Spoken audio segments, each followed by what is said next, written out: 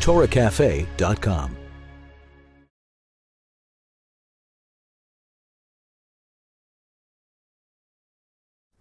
So for my essay, I decided to explore 3 questions.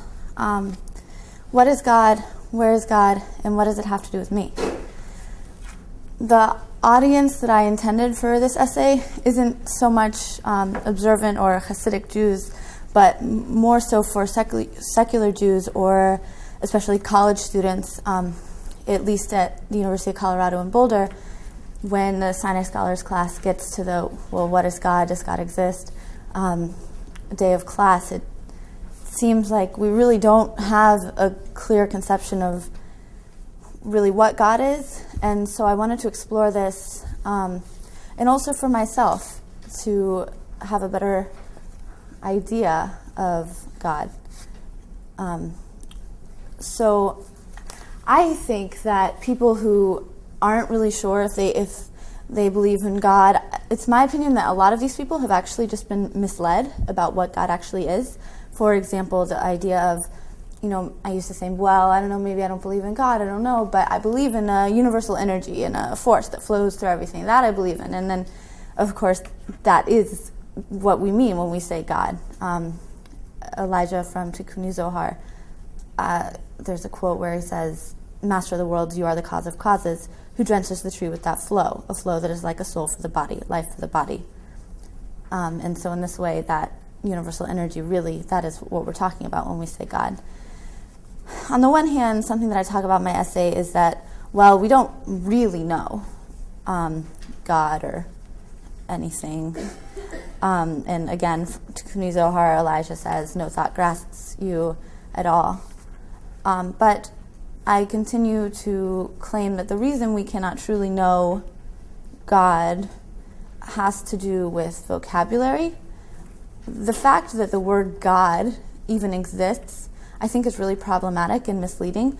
The word God puts boundaries and physical characteristics on something that can't be bound or accurately described in physical terms. God is not bound to the laws of the physical universe, but we are. So we only have physical terms to describe God, which will always be insufficient. An analogy that I use is the same way that a painter with his paints and his canvas and his brushes can paint a picture of an apple tree.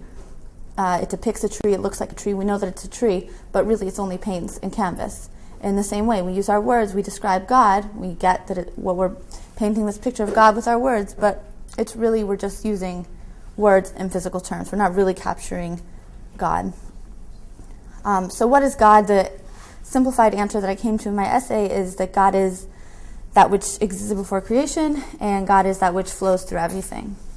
Then my second question was, where is God? And I mainly used the Tanya as my resource, Shar HaYichud VeHaEmunah. And I looked at the way that, especially chapter 2, explained creation, that the godly force must be constantly flowing through creation, or creation will revert back to utter nothingness. And then I looked at this idea of creation plus Tzimtzum, which is the concealment, and Kelim, which are the vessels I explained in my paper. All of these together you can rationalize, which the Lubavitcher Rebbe said, the world truly does not exist because everything is godliness alone.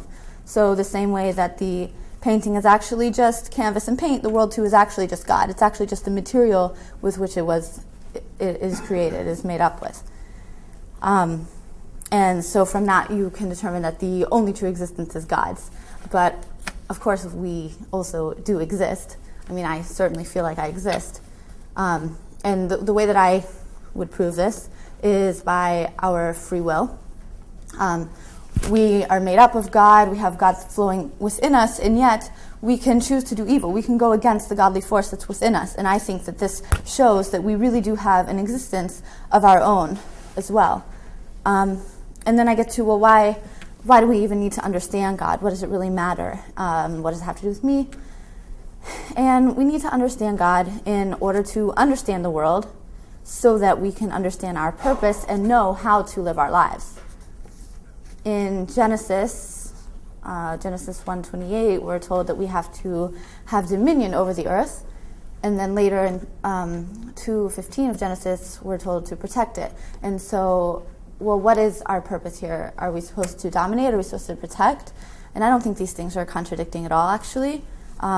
We're supposed to rule in a way that is beneficial. So once we understand the interconnectedness of everything, then we know how to rule so that we're ruling in a beneficial way and not a harmful way.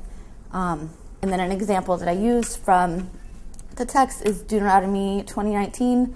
When thou shalt besiege a city a long time and making war against it to take it, thou shalt not destroy the trees thereof by wielding an axe against them. So we learn to respect nature, respect even the trees. And the modern interpretation of this is, we should minimize our overall harmful impact and waste in general.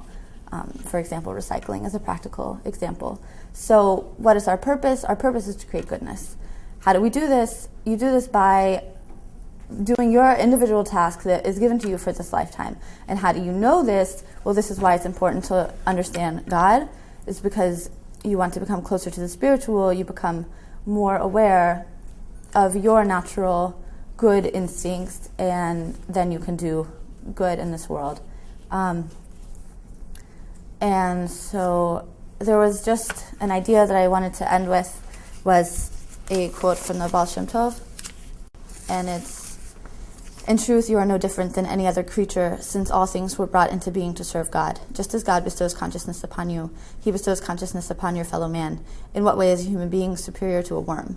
A worm serves the Creator with all of his intelligence and ability, and man too is compared to a worm, as the verse states, 'I am a worm and not a man,' Psalms 22:7. If God had not given you a human intellect, you would only be able to serve him like a worm. In a sense, you are both equal in the eyes of the Creator, for we are all created beings whose abilities are God-given."